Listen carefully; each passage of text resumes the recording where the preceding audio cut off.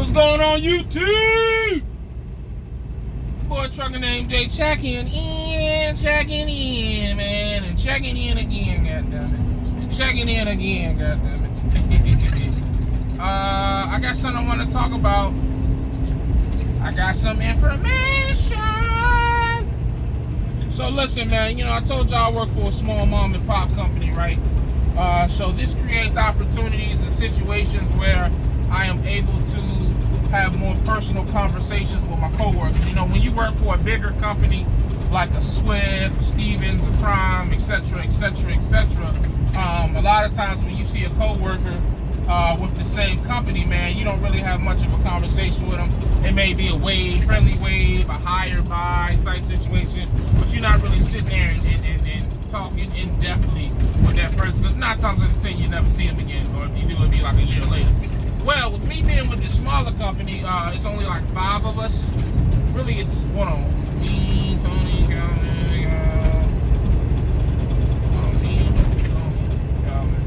yeah, it's 5 of us.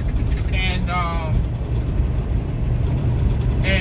a lot of times we're going to, because we do contract freight out the port, we're going to the same shippers or receivers or wherever we're going. All of us are going to that same person depending on the contract. See, what will happen is, let's say, like, for example, all this week we've been running this Manassas load. You know what I'm saying? I think it was all together like 18 or something like that of these that had to, 18 of these boxes that had to go from the Norfolk port to the Manassas port. Manassas receiver. So all of us have been seeing each other all this week, linking, talking. So I had a conversation with Lamont. Lamont is one of the guys. Shout out to Lamont if he ever sees his channel. He's one of the owner-operator guys that work for this mom and pop. And he gave me a bit of information, man. We was just talking, and I was just asking him how he got his truck, and, you know, woody whoop, you know, and he, you know, he also he's done the fuel hauling situation that I'm about to start doing. You know, he's the one that put the head guy onto it, and he's the one, you know, that got him into getting the contract. So I was asking him questions about that, and I'll tell you about that in another video. So look out for that, because I'm gonna spill the beans. But anyways, I was asking him about getting a truck. You know, because I don't know why I've never, like, really asked about going to the dealership. You know, I've always looked into different leases and things like that. I never considered actually saying, hey, what about the actual dealership? And so I just so happened to ask him about the truck, and he said he got it through the dealership.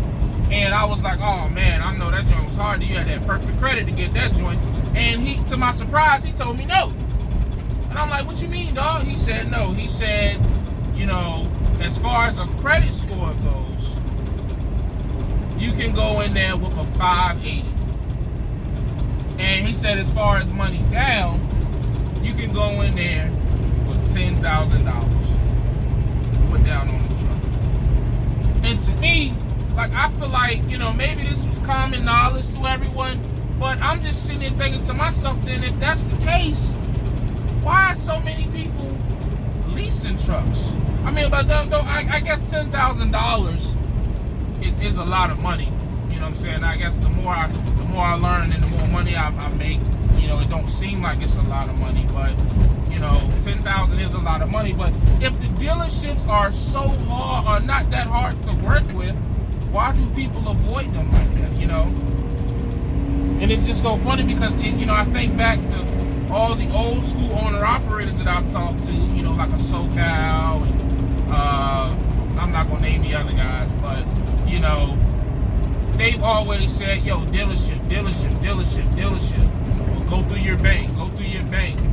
And, you know, a lot of people that I know to have found success in trucking have gone other ways, like, you know, leasing through companies and situations like that. So it's just like, damn, man, you mean to tell me all this time, all I had to come up with is a half-decent credit score and $10,000? So why isn't it that more people is taking this route, I guess is my question.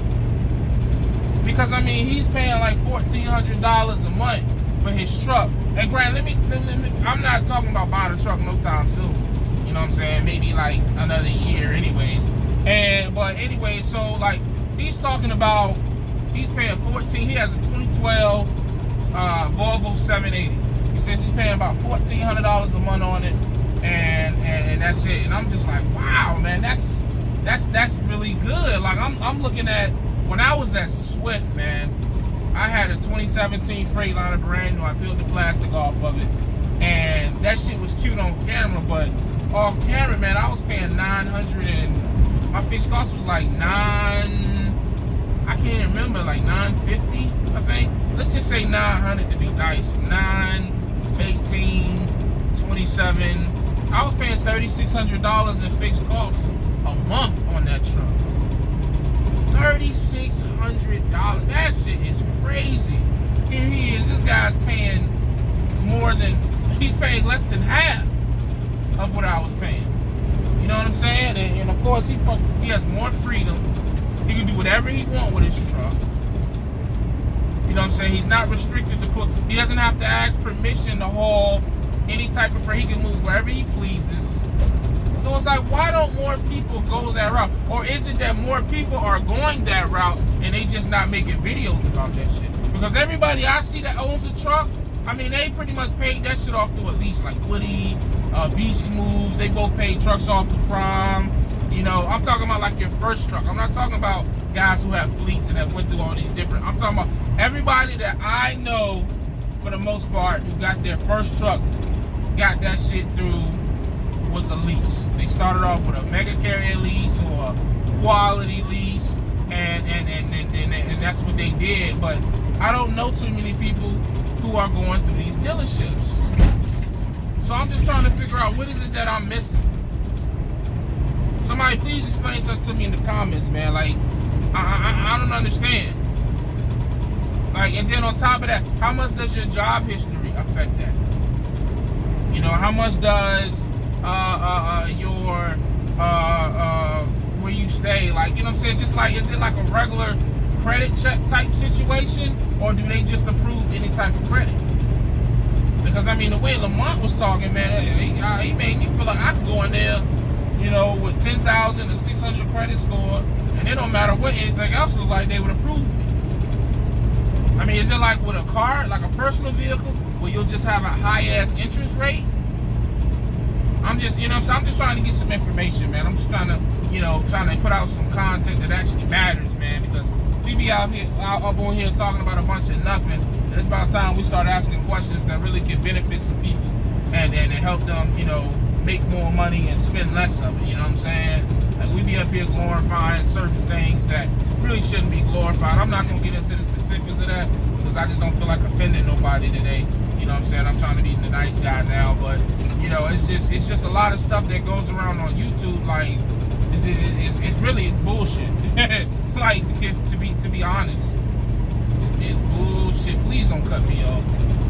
Yeah. Think about it, man. I hate when cars. Don't you guys hate when cars do that? They get on the on ramp and they slow down. That makes absolutely no sense to me. Absolutely no sense. But anyways, so yeah, man, that's the questions I had, man. If you have information on that, if you can enlighten me, please make a response video, or you know, put it in the comments, or hit me up. You know what I'm saying? And that's just some information I'm trying to figure out, man. But as always, stay safe, stay positive, stay productive. God Family Trucking, man. I'll catch y'all later.